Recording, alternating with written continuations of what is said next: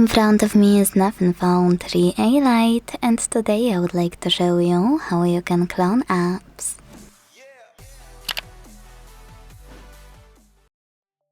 Don't worry, to clone apps on this device you don't need to download any app cloner. All you need to do is go into Settings and scroll a tiny bit to hit Apps. Then scroll again, this time to tap on Cloned Apps. And choose See Other Apps first to check out all of those available to clone. Then tap on the gray switches next to all of your apps you wanna clone. And when your switches turn black, you can go back. Now check out if all of your apps were successfully cloned.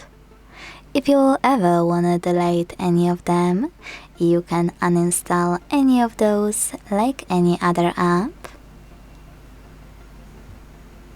Or go back to the same settings and use black switches next to them. Then confirm your choice in the pop-up. Thanks so much for watching. If you enjoyed this video, leave a like, comment and subscribe. Bye!